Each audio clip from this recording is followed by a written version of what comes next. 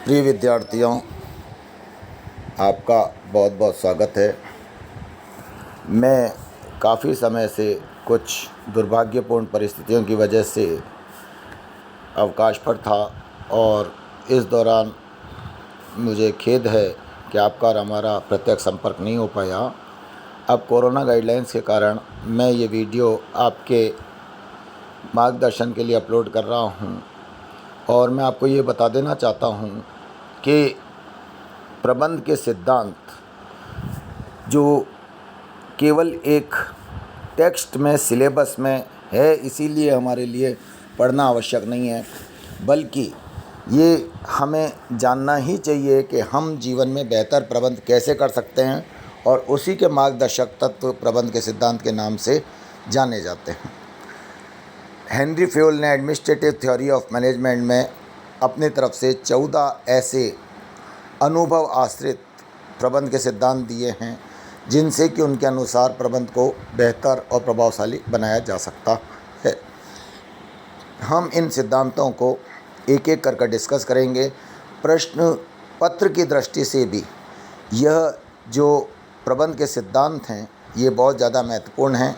इनका काफ़ी वेटेज प्रश्न पत्र में रहता है। ये अपनी उपस्थिति न केवल लघु उत्तरात्मक और बीच के 8 नंबर के प्रश्नों में, बल्कि जो बड़े प्रश्न होते हैं 20 नंबर के, उनमें भी पूछे जाते हैं। तो आपके लिए बहुत महत्वपूर्ण हैं। और ये तो हुआ प्रश्न पत्र की दृष्टि से। व्यवहारिक दृष्टि से भी प्रबंध के सिद्धांत आपको जानने चाहिए। सबसे पहले लेते हैं अपन हेनरी फ्योल द्वारा प्रतिपादित प्रबंध के 14 सिद्धांत।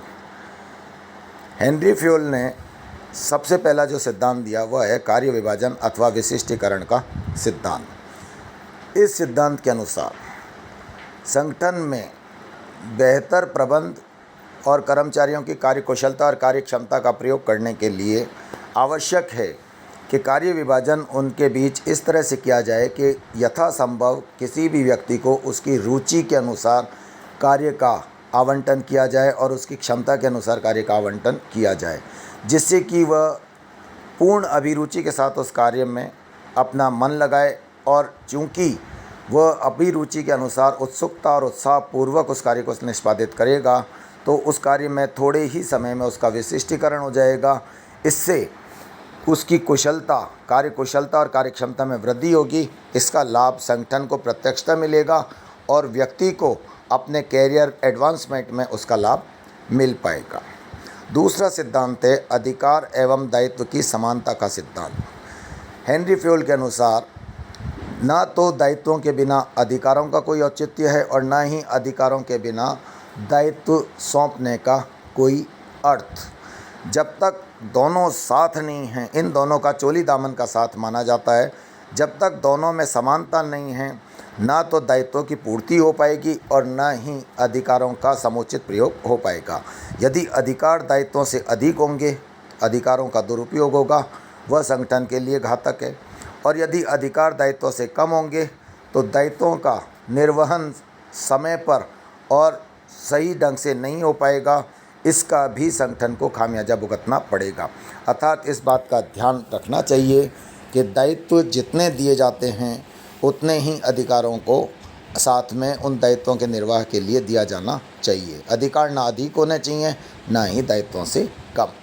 फिर है आदेश की एकता का सिद्धांत। आदेश की एकता का सिद्धांत का तात्पर्य यह है कि एक उच्चाधिकारी से ही एक अधीनस्थ को आदेश प्राप्त होने चाहिए। अगर एक अधीनस्थ के लिए एकाधिक आदेश प्रदान करने के स्रोत होंगे या एक अधीनस्थ को एकाधिक उच्चाधिकारियों से आदेश प्राप्त होंगे तो वह सभी का आदेश समान रूप से एक ही समय में पूर्ण नहीं कर पाएगा और किसी न किसी अधिकारी का आदेश पूर्ण न करने के कारण उसको अनावश्यक रूप से विपरीत परिस्थितियों का सामना इसके बावजूद करना पड़ेगा कि वह अपनी पूर्ण निष्ठा और लगन से कार्य कर रहा है। और अगर इसका विपरीत भी हो सकता है, अगर कर्मचारी काम चोरी करना चाहेगा तो आदेश की एकता नहीं होने के कारण प्रत्येक उच्चाधिकारी को वह अन्य उच्चाधिकारी का हवाला देते हुए कार्य से बच सकता है। अर्थात यह आवश्यक है कि एक अधीनस्थ के लिए आदेश प्राप्ति का एक ही स्रोत होना चाहिए, यानी one should get orders and command from one source only, there must be unity of command. निर्देशन की एकता का सिद्धांत। यह सिद्धांत यह कहता है कि एक संगठन में समान प्रकृति की क्रियाओं के लिए एक ही नियोजन और एक ही प्रभारी अधिकारी होना चाहिए। There should be one head and one plan for the similar type of and similar nature of activities in an organisation. अगर ऐसा होगा तो एक तो सभी क्रियाओं में एक रूपता पाई जाएगी, जवाबदेही निर्धारण में सुविधा रहेगी और साथ ही नियंत्रण और निर्देशन सही ढंग से हो पाएगा। और अगर निर्देशन की एकता नहीं रहेगी तो ना तो जवाबदेही निर्धारण सही ढंग से हो पाएगा, न ही लागतों में मितव्ययता प्राप्त हो पाएगी और न ही संगठन में समय सारणी के अनुरूप कार्य का निष्पादन हो पाएगा। फिर है अनुशासन का सिद्धांत। अनुशासन का सिद्धांत ये कहता है कि संगठन में समय की पाबंदी और आदेशों की पालना यानी आज्ञाकारिता, obedience and punctuality, these two must be followed. अनुशासन का मतलब है प्रत्येक व्यक्ति के संगठन में आने का एक नियत समय होना चाहिए और जाने का एक नियत समय होना चाहिए। यह सुनिश्चित किया जाना चाहिए कि इसके दौरान वह व्यक्ति संगठन में उपस्थित है, वह सही समय आता है और समय से पहले संगठन को नहीं छोड़ता है। साथ ही वह अपने उच्चाधिकारियों के आदेशों की पूर्ण पालना करता है। व्यवस्था का सिद्धांत। व्यवस्था का सिद्धांत ये कहता है कि प्रत्येक व्यक्ति और वस्तु का संगठन में एक नियत स्थान होना चाहिए और कार्य घंटों के दौरान इस बात को सुनिश्चित किया जाना चाहिए कि वह व्यक्ति और वस्तु अपने समुचित स्थान पर कार्य घंटों के दौरान मिलें, ताकि अनावश्यक उनको ढूंढने में और उन्हें उपलब्ध कराने में समय और श्रम व्यर्थ न हो। अगर ऐसा होता है और संगठन में अव्यवस्था होती है तो संगठन का लागत ढांचा चरमरा जाएगा, समय का अपव्यय होगा, श्रम का अपव्यय होगा और उसका बुरा प्रभाव संगठन के परिणामों पर पड़ेगा। सोपान श्रृंखला अथवा पदानुक्रम का सिद्धांत, चेन ऑफ कमांड और मैनेजरियल हायरार्की, इसका सिद्धांत। इस सिद्धांत के अनुसार संगठन में निर्णय का अधिकार रखने वाले जितने भी अधिकारी हैं, उच्चतम से निम्नतम स्तर तक वो के खड़ी रेखा के रूप में श्रृंखलाबद्ध रूप से उनकी अभिव्यक्ति होनी चाहिए और ये स्पष्ट संबंधों की व्याख्या होनी चाहिए, कौन अधिकारी किसके अधीन है और कौन अधिकारी किसका उच्चाधिकारी है, किस अधिकारी को अपने किस उच्चाधिकारी के समक्ष जवाबदेही सुनिश्चित करनी है और कौन अधिकारी अपने किस अधीनस्थ अधिकारी को आदेश प्रसारित करेगा। इसी चेन में आदेशों का और निर्देशों का ऊपर से नीचे प्रवाह होगा और जवाबदेही का नीचे से ऊपर की ओर प्रवाह भी इसी श्रृंखला के मध्य होगा। यह कड़ी दर कड़ी इस श्रृंखला का बिल्कुल समुचित और अनुशासित ढंग से पालना की जाएगी। कोई भी जब तक आपातकाल नहीं हो, गैंग प्लैंक जिसे कहते हैं, उस परिस्थिति को छोड़कर कभी भी श्रृंखला बीच में लांघ कर कोई भी अधिकारी किसी से प्रत्यक्ष संपर्क नहीं करेगा। फिर है व्यक्तिगत हित के स्थान पर संगठन के हितों को वरीयता का सिद्धांत। जहाँ कहीं भी किसी व्यक्ति जो कि संगठन में कार्यरत है उसके व्यक्तिगत हितों और संगठनात्मक हितों में संघर्ष होता हो, ऐसी स्थिति में संगठनात्मक हितों को सर्वोच्च वरीयता देते हुए व्यक्तिगत हितों का बलिदान करना होगा और जहाँ तक संभव हो दोनों में सामंजस्य बैठाकर ही संगठन को बेहतर ढंग से चलाया जा सकता है। कुछ समायोजन व्यक्तिगत हितों का भी करना चाहिए और कुछ समायोजन संगठन के हितों का भी करना चाहिए, लेकिन अगर दोनों में परस्पर संघर्ष हो जाता है तो फिर संगठन के हितों को सर्वोच्च वरीयता दी जानी चाहिए।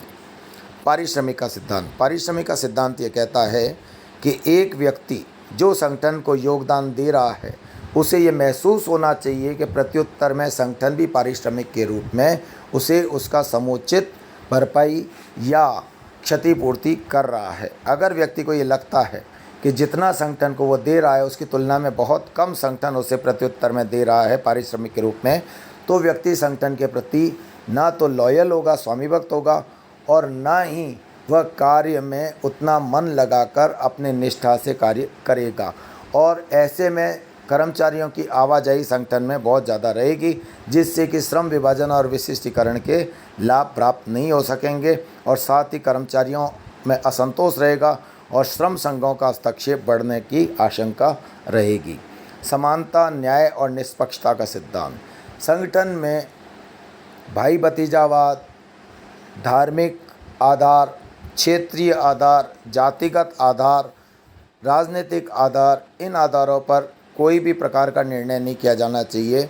सब कर्मचारियों को समान रूप से आंकते हुए, केवल निष्पादन को आधार बनाते हुए प्रत्येक कर्मचारी को न्यायपूर्ण ढंग से उसका जो सम्मान होता है, उसका मूल्यांकन जो होता है वह किया जाना चाहिए। अन्यथा कर्मचारियों में असंतोष उत्पन्न होगा।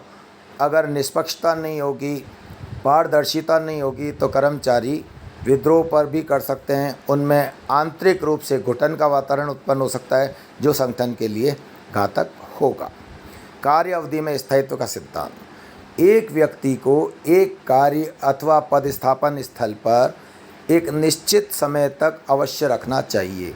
यदि बार बार व्यक्तियों के कार्य का परिवर्तन किया जाता रहेगा और एक ही कार्य और स्थान पर उसकी कार्य अवधि में स्थायित्व नहीं रहेगा, तो व्यक्ति रुचि लेकर कहीं भी कार्य नहीं करेगा और किसी भी कार्य में वो पूर्ण दक्ष नहीं हो पाएगा और इसका खामियाजा संगठन को भुगतना पड़ेगा।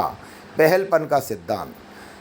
यद्यपि निर्णय के अधिकार रेखा अधिकारियों में निहित होते हैं, लेकिन किसी भी व्यक्ति में सृजनशीलता हो सकती है और कोई भी व्यक्ति एक ऐसा उत्कृष्ट सुझाव दे सकता है जो संगठन के लिए बहुत ज़्यादा महत्वपूर्ण या मील का पत्थर साबित हो सकता है। इसीलिए हर व्यक्ति को यह मौका देना चाहिए कि वह आगे आकर, अगर उसके पास कोई सुझाव है संगठन में, संगठन को आगे बढ़ाने के लिए, तो वह आगे आकर ये सुझाव दे सकता है। आगे आकर वो कोई पहल करना चाहता है, कोई नवोदय करना चाहता है, तो इसका उसको पूरा अवसर दिया जाना चाहिए। उनको हतोत्साहित नहीं किया जाना चाहिए। यदि कर्मचारियों को पहलपन के लिए प्रोत्साहित किया जाएगा तो निश्चित रूप से संगठन को इसका लाभ मिलेगा। फिर है केंद्रीकरण का सिद्धांत। संगठन में अधिकारों का केंद्रीकरण उतना ही किया जाना चाहिए जितना कि आवश्यक हो, अन्यथा विकेंद्रित कार्य करने से कार्य शीघ्र और बांटकर कार्य करने से अच्छा भी होता है। तो केंद्रीकरण अगर कार्य का कर लिया जाएगा तो उच्चतम प्रबंध पर अत्यधिक निर्भरता बढ़ जाएगी और इससे निर्णयों में विलंब होगा और इसका खामियाजा कार्य में विलंब के रूप में होगा, जो संगठन के लिए बहुत ही घातक है। अर्थात जब तक आवश्यक नहीं हो, अत्यधिक केंद्रीकरण की प्रवृत्ति को नहीं अपनाया जाना चाहिए।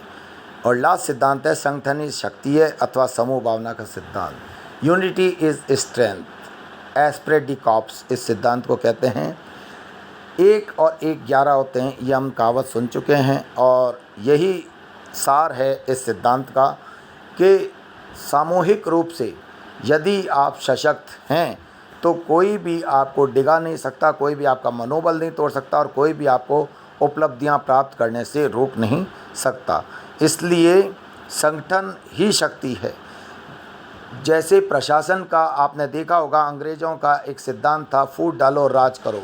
व्यावसायिक प्रबंध में वह सिद्धांत कार्य नहीं कर सकता, इसलिए व्यावसायिक प्रबंध में संगठन ही शक्ति है के सिद्धांत पर चलना होगा।